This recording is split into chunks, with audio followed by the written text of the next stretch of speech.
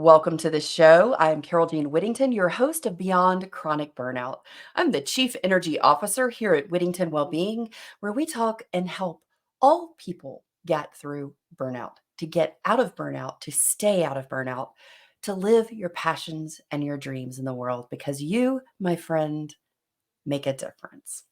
Today, my guest is Ben VanHook, and we're going to be talking about self-advocacy in the burnout journey. How do we begin to advocate for our needs and what it is that best supports us along the way, be that at home or at work or at the grocery store and beyond?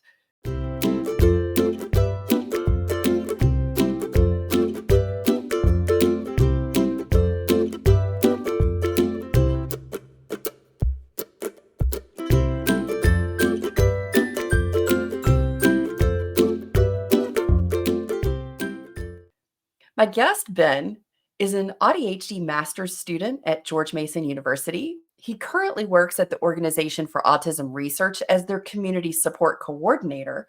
Ben is a disability rights activist who has spoken about inclusion reform in education and the workplace at the United Nations, at the Global ADHD Summit, and several colleges around the United States, from Stanford to Johns Hopkins.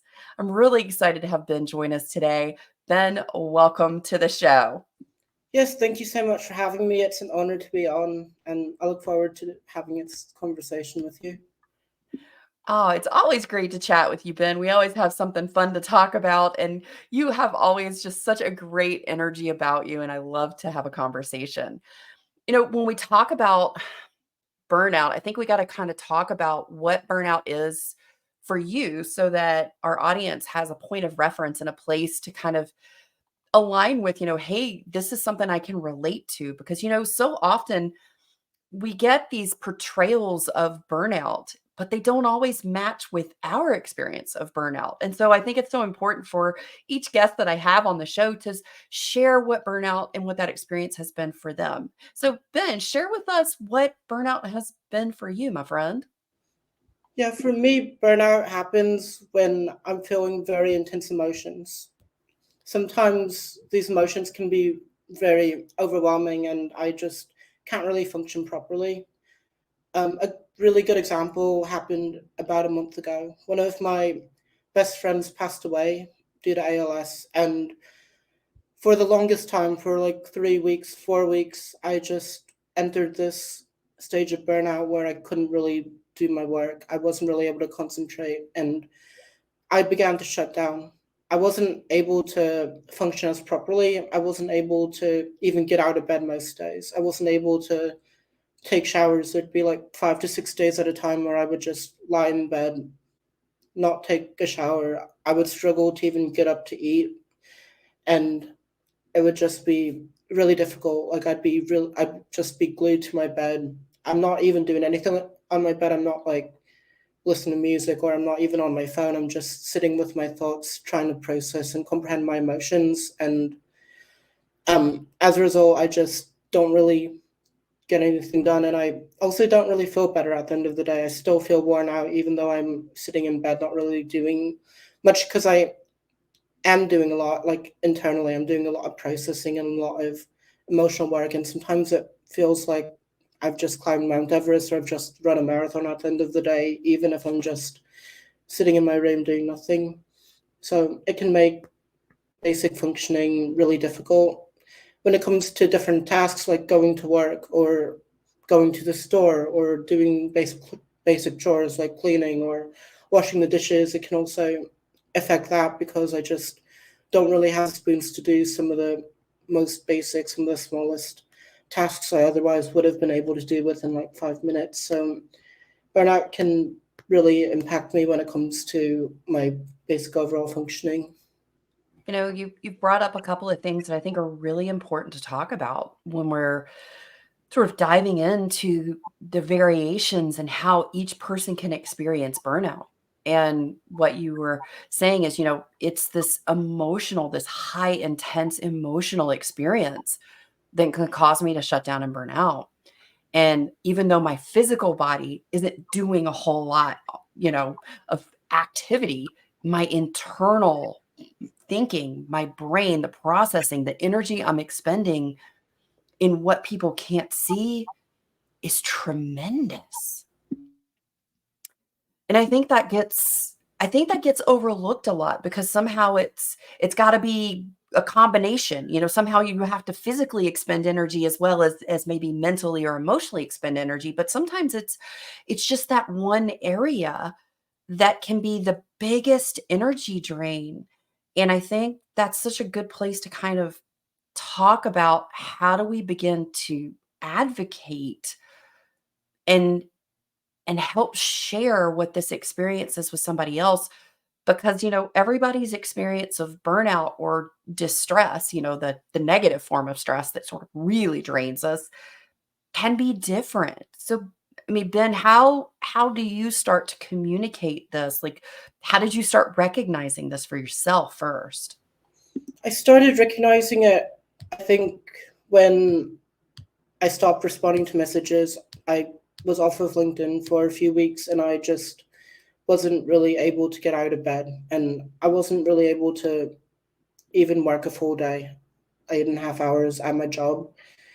I started recognizing it when even the most simple tasks just became so incredibly hard and so incredibly time consuming. And when I couldn't even like take a shower, when I couldn't even um like eat, and also like when I just there have been times when I struggle to fall asleep. I'm just twisting and turning in bed, even though I hadn't done anything all day.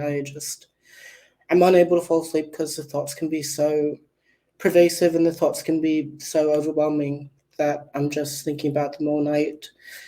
As it relates to self-advocacy, it can be really difficult to advocate for yourself when you're in a phase of burnout because, at least for me, I get into these doom spirals where I just hyperventilate. I have a mini panic attack where my heart just starts racing and I don't know what's really going on until after the fact. And I don't really know how to support myself, how to help myself in the here and now, because the panic attack is like happening in that moment in time. And I'm afraid to like reach out to people for help because I don't want to like be a burden on them. I don't want to overwhelm them with what's going on. I don't want to scare them. So usually what I try to do like in those moments in time is focus on the room around me, focus on like the different shapes in the room, the different objects. I try to remind myself that in this moment in time, I'm safe. Nothing can really hurt me physically.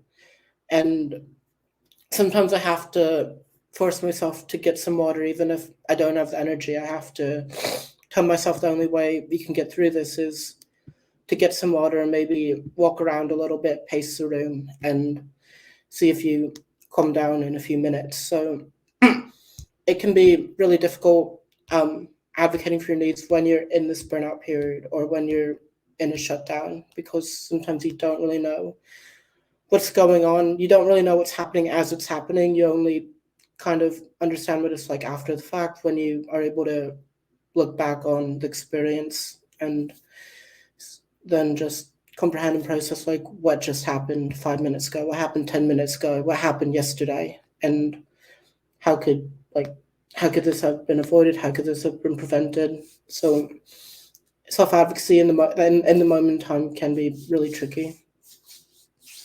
Oh, it most definitely can. And this is something that I talk about and share in the unveiling method when we're talking about our burnout experience. And especially when, because for me, I shut down. I will melt down, but it is a much rarer occurrence. I am like, first and foremost, I will shut down. And that's sort of as I see myself shutting down and experience that in the past, then that's the more that that's happening, then I know I'm moving into burnout, because that is the warning sign for my distress, where my needs my nourishment needs are going unmet. And I can look back on that now and be able to create sort of that list for myself. So I've got those internal warning signs of how did that feel in the moment. And then I've got those observations of those external signposts of what was I picking up? How can I start to recognize, things that I'm doing or not doing that I normally value or that, normally happen in my life or are present, so that when I see those things shifting on the outside, I can catch it, because that's where burnout signposts start to show up first. The warning signs start inside after you've been burnt out. And by then, when you feel it, it's too late to stop the thing, right? Um, but that's kind of really what you're talking about is so important. And it's also to remember, like, in the moment when it's happening, you're probably trying to figure out, and it's like, okay, I know I need help, or I want to be able to ask for help, but I can't, because my brain is not in that place to process in that way, because our nervous system is, way the heck up here, and we're in this fight, flight, freeze mode, right? And so I think it's sometimes also, as we're becoming aware of that, if we're in that in the moment, for somebody that's kind of with us to also be able to say, it's okay right now that you can't say anything. I'm here, and I'm going to just try and do some things that I think are going to help based on sort of what we've done in the past that may help. And then as you start to sort of come out of that, then that's a really great place. And I think this is part of that self advocacy piece where we then can write down, kind of journal, sort of brain dump, what are the stuff that came up for you? What are you kind of recalling, so that you can create this list, like kind of I call it like a go-to list that you can share with your important support people in your life and those people that you're in relationship with. Because I'll tell you, I mean, being on the outside as also being the person that's been in a relationship with somebody who's been in burnout. I'm usually the one that's in burnout, but sometimes I've had my partner be in burnout. When we're both in burnout, boy, that's a tough one. But but when you are on the other side, and it's the person that you love and care about that's experiencing this distress and burnout and shutdown, you want to help, but you don't always know what's going to work best for them. And in that moment, it's really kind of hard for them to tell you that, because they may not know. And just caveat here, guys, most of us don't know what we need. There are 30 basic human nourishment needs, and we can usually name 5 or 6 of these suckers. So if you can only name food, water, shelter, clothing, physical safety, money, as, those basic things, and you don't know the rest of them, it's okay. Sticker with me. I'm going to teach you those things, but those are big. So Ben, as we sort of talk about how that experience comes up, some of those barriers, it's definitely like in the moment, you can't always communicate that. What Yeah. are some things that you found kind of help you start to navigate this, to start bringing in some support as you're advocating? So I see, like, at least from my experience, I see a shutdown as like an internal meltdown, because while you might be shutting down from like inside, you're not really talking to anyone. Like inside, your mind is just full of chaos, and you're just trying to like process so many different conflicting emotions that are just fighting against each other. Whether it's guilt, whether it's grief, whether it's anxiety, whether it's fears of something or worries. There's so much going on in there. So even though it looks like a shutdown and it feels like it's an internal meltdown, we're not really melting down in front of people. Like you're not really physically throwing objects, but it feels like your mind is just shattering glasses all over the place. It feels like there's a food fight going on up inside, so that you can't really control. You don't really know how to stop this food fight. Everything's just going everywhere, and it's just a mess. So sometimes it feels like an internal meltdown. Some of the ways in which I've been able to like find support is through having like one or two like support people, and people I just go to, trust, and reach out to if something's like starting to feel a bit off. Because kind of like you, I've been able to map out different signs as to when I'm kind of going into this doom spiral or when I'm starting to shut down. And when I notice like one or two of these signs, I might reach out to that support person or contact person and let them know, hey, this is happening. And usually they would remind me to focus on my breathing, or they'd remind me to get some water and be a bit proactive in how I go about burnout. So it's not like too late, and I'm trying my best to fight against everything. So those are some of the things that might tell me. I also think it's helpful to set boundaries and to let people know that you might not be able to like respond to messages. And this could be like through a LinkedIn post, for example. So people know what you're going through, know you're not intentionally ignoring them, and know that you just need a bit of a break. You need to step away for a little bit, but when you return, you'll try to like respond to them. When it comes to messages, like I know when I'm in burnout, sometimes my parents try to message me, they can't really get a hold of me, and they might think I'm ignoring them. So I think being able to find the energy to communicate with people saying, hey, I won't be able to respond for like at least X amount of time could be helpful in interpersonal communications, interpersonal relationships, and it can, I think, even make relationships stronger because you're establishing those boundaries and you're able to take care of yourself so you can eventually take care and support others. So I think setting boundaries is a really big part in managing burnout and overwhelming feelings. Oh, boundaries are a big part, and I don't even I really, I think I'm a word nerd. I love linguistics. And so, words and how we use them and how do we sort of each person kind of defines them, and we tend to have this sort of emotional response or charge when we hear a certain word. And I was like, boundaries sometimes puts people on this sort of an abrasive, because I grew up, we didn't talk about boundaries. Nobody I was Oh, I'm born the in the same way. 70s. Yeah, I understand. I'm the same way as you. It was like Right. you can't really set any boundaries. Even if you didn't want to talk about something, they were like, "This is my house, my rules. If you don't like it, find somewhere else to live." That was Right. basically it. Exactly. So Yes, you you didn't nailed have it. the opportunity to But practice what's really boundaries. interesting, right, and in the unveiling method, I mean, boundaries is one of the big components, because burnout is chronic, consistent, unmet needs. So you are going unnourished. So you're suffering from a malnourishment of your human needs and your sensory blueprint. And the only way to effectively be able to get out of burnout is to identify what those needs are for you, because they're different for each person in each season of their life, and to have what I call not boundaries anymore. They're boundaries, but I think this is really kind of resonates more with me. And I think it resonates sort of with the people that I work with too, is we have success enablers, we have scaffolding, right? Because when we're talking about boundaries, sometimes it's like it feels like we're putting up this wall that we're pushing against other people. And I don't think that's always what serves us, especially when we're looking to advocate and have ourselves nourished in the way that works for us.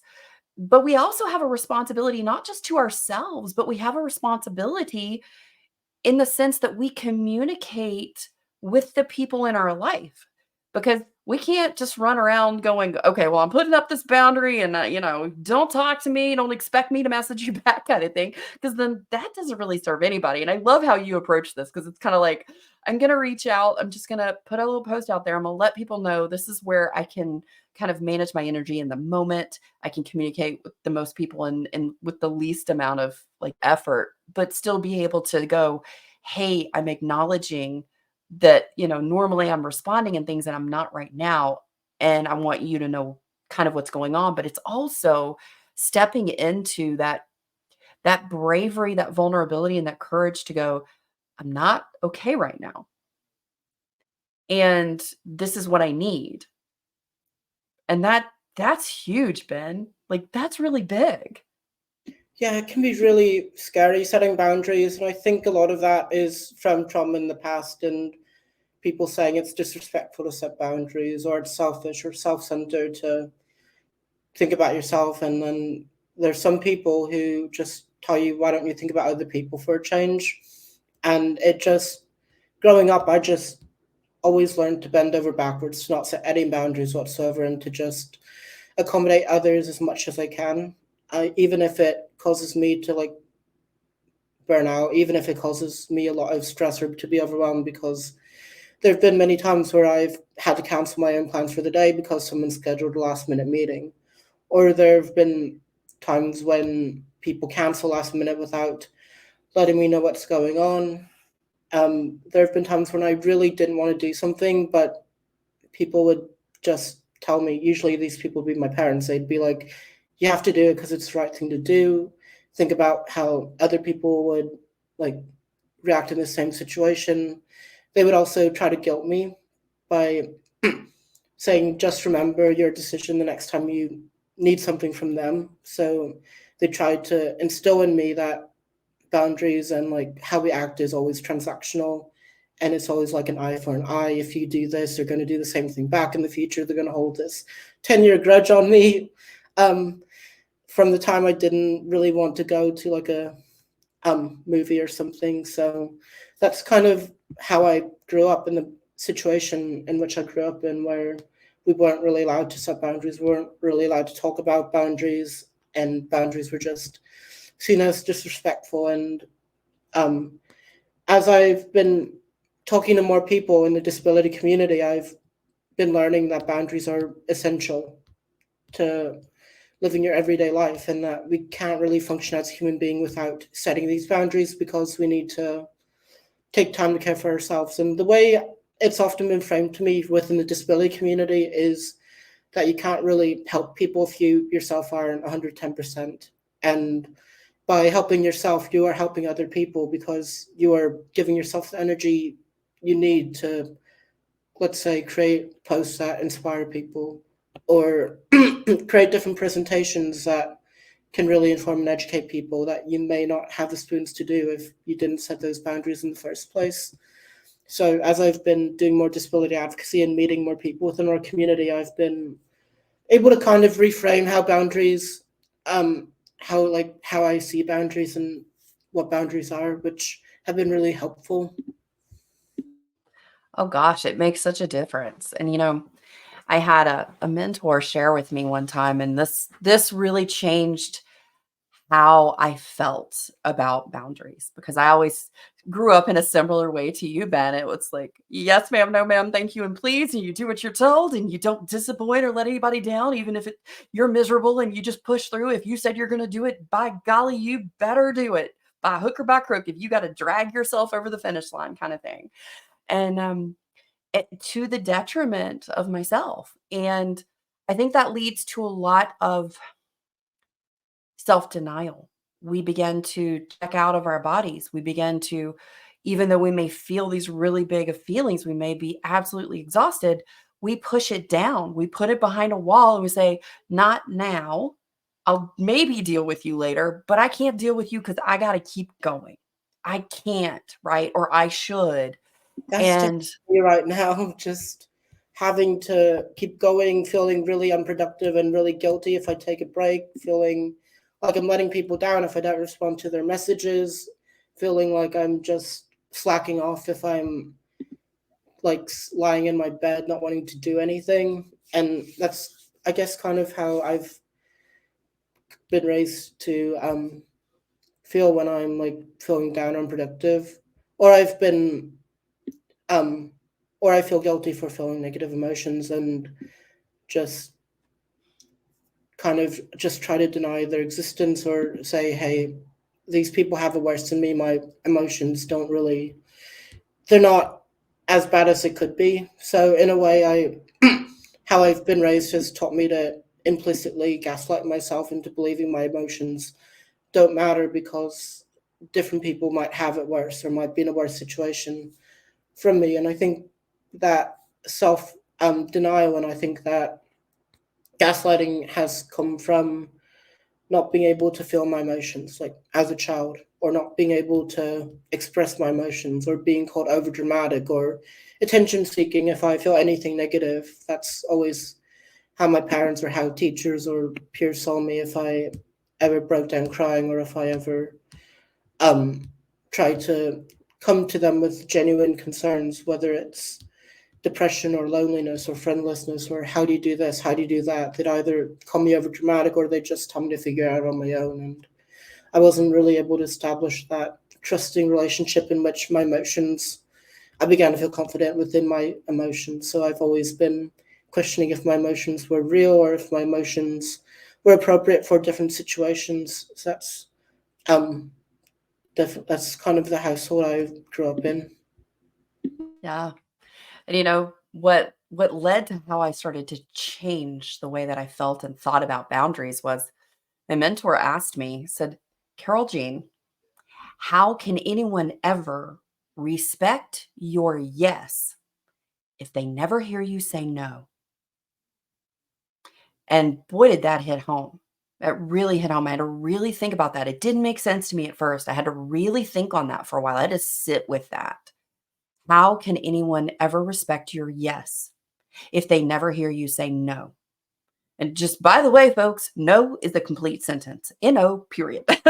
It doesn't have to have, because or any of the stuff. And now I will say, if you are in relationship with someone and it is a relationship that you value, it is a relationship that you want to nurture, then no, comma, because is pretty important. How people take a no when you give sort of your feeling and response and process and reasoning behind the because, that actually opens up some communication. It doesn't mean that you change your answer. It doesn't mean you feel bad about it. It's just in the context that this other person matters to me, and them understanding, right? This is about understanding. Them having an opportunity for me to share so they can understand me better. That's sometimes where we can shift, where we say no, period, or where we say no, comma, because. And, Yeah, that makes a difference. I mean, is that something that has been kind of part of your journey in self-advocacy as well, Ben? yeah, I've always felt the need to justify myself in every single decision I make, because the follow-up question is always, well, why? Why can't you do this? Why are you not able to do this? And in speaking to other like self-advocates and their experiences, I've gradually become a bit more comfortable with saying I just don't have the energy right now, or I might kind of, instead of saying an outright no, which I used to do, I might say I can consider it in the future. I'd be happy to go to future events, but I might not be able to hang out today. Just this past weekend, I actually set a boundary with my mom by, like, she asked me to, if I wanted to like come over just for dinner on Sunday night, and I had to tell her I was sick, but I'd be more than happy to come like the following week when I maybe am not feeling as bad. So I've been able to learn how to shift my language to be a bit less concrete now and a bit more, hey, I'm open to this in the future, which has really helped when it comes to interpersonal relationships. When it comes Oh to, my goodness, yes, that's when it so comes good. Always I to have not now. I say not now. yeah, I think that's another really good another like really good response to something you might not have the energy to do in the moment or might not want to do in the moment. I think part of like why boundaries are so hard is for two reasons. The first is more societal and how we were always taught, like in school, when you apply for a job, you can't really be picky. You have to make an income, so you might choose a job even if it's a toxic job or even if it's not really quite in line with what you want to do, because you have to make money. So in a way, the job kind of has this toxic control over you where it's like, okay, we can just release you and find someone else. Instead of you having agency over your own decisions and being like, no, I actually don't want to work in this place that's really ableist or this place that doesn't really respect me as a disabled person.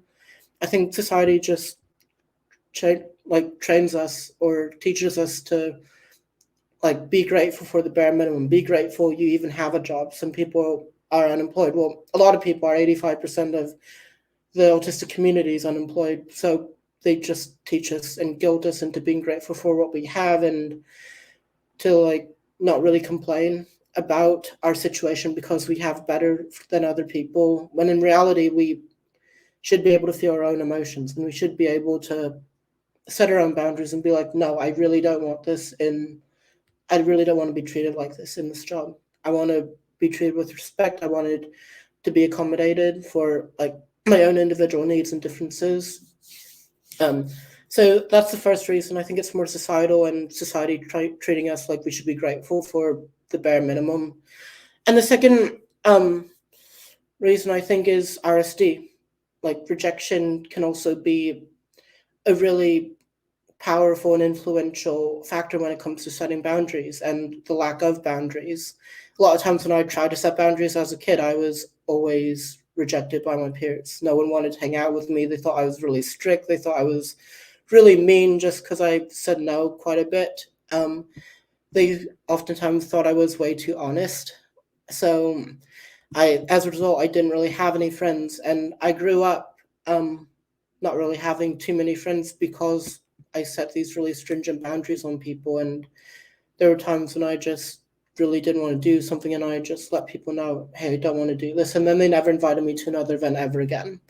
So, but as I grew into the advocacy community, as I said, I think being able to phrase things in a different way leads to less rejection by indicating that you'd be more than open to like doing an activity with someone in the future, and the way you frame like that boundary to other people can make a difference in how they interact with you going forwards, or if they want to interact with you. So I think wording and phrasing makes a huge difference when it comes to boundaries. It really does. And, as we're kind of wrapping up the conversation, I have something I want to share with you, and I'd love to hear sort of how that lands with you, what this brings up for you. So, earlier in December, I had the honor and the pleasure of sitting in the room with Lori Harder, and Lori shared a question for all of us in the room, and it really, really impacted me in a big way. Like, I was like, oh, I've never thought of it like this. And Lori said, what is most important in the long run? Is it that you disappointed other people, or that you disappointed yourself? What do you think about that, Ben? I think that's a really powerful phrase and powerful question for a few reasons. The first is just thinking like 70 years from now, how are we going to see ourselves? Are we going to see ourselves as our own person, or as this societally created person who is nothing more than what other people want them to be? When we are on our deathbed, do we want to die knowing who we actually are, or do we want to die knowing how society thinks we should have been? And I think um, when it's phrased in that way, where it's just like, who do we want to be? Would we even recognize our true selves 40 years, 50 years, 60 years from now? It's just a really powerful thought, a really powerful question. And I think a large part of why boundaries are so hard is because it's, at least for me, I'm a people pleaser. I hate making people upset. I hate making people disappointed. And to me, many times um, that's just my greatest fear. Just people yelling at me, people saying how much I messed up, people just coming to me with like 50 different things that I need to do better. And I just kind of like how we started the conversation. When that happens, I just shut down and things get even worse. So I think phrasing it in that way, like, do we want to be our own selves, or do we want to be a person that isn't our own selves, but one that is created by the people around us? I think it's an important decision to make, and an important consideration when it comes to living our lives. Because I can tell you, I think one of the biggest experiences that I had, and probably one of the worst burnouts of my life, was when I sat back and I was so overwhelmingly disappointed in myself. It wasn't that, I mean, sure, I believed other people were disappointed in me, but where I felt the biggest drain and the most discomfort and sadness was that I had disappointed myself. It wasn't through anything that I hadn't, been doing, because I had been doing myself to death and, making sure everyone else was happy. But it was in the process of that, of not stopping and asking myself, what's important to me? Because I was so busy first starting with what was important to everybody else and making sure everyone else was okay and everybody else had what they wanted. I was disappointed that I'd never said and loved myself enough, or at all at the time. I didn't even love myself at all at the time. But to stop and just go, okay, what do I need? What's important to me? What aligns with my values? What sparks my joy? What is my passion? What is my purpose? What are my dreams? And am I living them every day? And I think it was in that place that when Lori said that, I was like, wow, yes, that was a big place. And I think a lot of us in the burnout experience, it's that we have this very heavy weight and this feeling of disappointing ourselves, but we are so busy trying not to disappoint anyone else Yeah, and I in the think a lot of process. that is like social conditioning as well, because we're taught like the gold standard is independence, being able to do things on our own. And when we're not able to do things on our own, when we're not able to support our own selves, we just feel really disappointed in ourselves. When we have to rely on others, like that disappointment comes in. And I feel like when we're like taught that we have to we're taught that we have to like keep our emotions to ourselves. We can't really feel our true emotions. If we express any bit of our true emotions, and people are going to say we're a toxic people, you know, and they're just going to abandon us or leave us or just say we're too much. So we're not really able to express or um, feel our true emotions. And many times that can, when we have glimpses of our true emotions, like when we are feeling sad, when we do want to cry, that kind of gets to like the guilt I was talking about earlier, where it's like, are we truly feeling these emotions, or is that just us being over dramatic? And then as a result, we're not really able to express them because we're not really even sure if we're supposed to feel these emotions in the first place in that very same context. And we also feel, at least for me, I feel a lot of guilt reaching out to people saying, hey, I feel really bad today, because I feel scared about like them saying I'm too much, or I feel really scared about being an overwhelming burden on the other person and just taking away from their happiness and well-being, even if it's what I wanted in the moment. I think a lot of it also comes from parenting and just being told it's self-centered to think about ourselves. It's self-centered to think about our own emotions. It's selfish. It's like whatever you want to call it.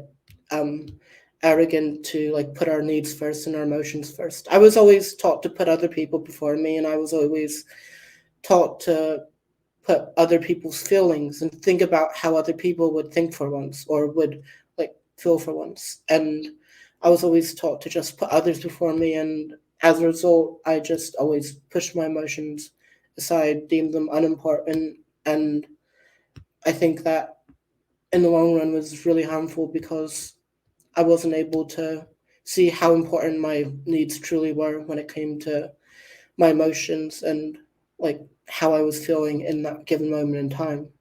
So I think it's important to be able to tell your child or whoever like you're caring for, whoever like you're supporting, that like their emotions are valid, and to come at it from a non-judgmental angle where everyone is allowed to feel their true feelings because their true feelings are theirs, and no one can feel or understand the weight of that feeling except for that person. And something that might be no big deal to someone could be the entire world to that person. So I think it's important to come from a non-judgmental angle where we can just support and validate each other no matter who we are, no matter what situation we're in, and no matter the intersections that we have that might differ. I think it's important to be validating of all experiences. I completely agree with you. And I think in that, we also have to step into the ownership and the responsibility that we have for our own response to someone else's experience. Just because it's different from our own doesn't mean that what they are experiencing is any less or that it's wrong, and that somehow that ours is the only way. So I think that's in part of this conversation, and especially around burnout. And one of the biggest things being identifying and feeling safe to experience our emotions and to be able to express those emotions and to be able to also know that just because we're feeling this way today in this moment doesn't mean this is how we're always going to feel. And I think that's one of the things that was really hard for me. And I know it's been something my clients have expressed as well. It's, a lot of times we think, oh gosh, this is how I'm always going to feel. And it's one of those thinking traps that I talk about in the unveiling method. And so I think it's really important not only that we as individuals recognize that, okay, I am allowed to have my feelings. This is probably just the way that I might be feeling now. It's not how I'm always going to feel. And it can be different from someone else's. And I have to honor how I respond to other people's emotions, just like they need to honor mine. And I think that's a great place for us to wrap up the conversation today. Thank you so much for joining me today, Ben. Thank you for being a guest and for sharing your burnout experience and the ways that you have been approaching self advocacy as you've recognized your needs in the process of burnout and burnout restoration. Ben, is there anything you'd like to share with everybody before we go today? Hey there, we are taking a quick pause so I can share some life giving info with you for just a sec. Are you tired of feeling tired? Struggling to keep up with your daily task and noticing a decline in your overall well being? You're not alone. If you're nodding along to these questions, it might be time to take a closer look at what's really going on. I'm here to tell you about a quiz that could change the way you approach your energy levels and well being. Are you experiencing burnout without even realizing it? It happens more often than you think. Picture this: you're waking up after a full night's sleep, but you still feel exhausted. You can't remember the last night you didn't wake up at least twice or spend hours just trying to fall asleep. Tasks that used to be a breeze now seem harder, or you catch yourself avoiding them altogether, and you find yourself withdrawing from the things and people you love. Sound familiar? Take my burnout quiz to uncover the signs and symptoms you might be overlooking. It's the first step to reclaiming your energy and feeling better. Plus, it's completely free and takes just a few minutes to complete. So, if you're ready to break free from burnout and start living a more energized life, visit my website, Whittington Wellbeing. Your future self will thank you for it. Remember, recognizing burnout is the first step to feeling better. Don't wait until it's too late. Take action now and take back control of your life and energy. You're worth it, my friend. Yes, thank you so much for having me on. It's an honor and pleasure to have been a part of your show.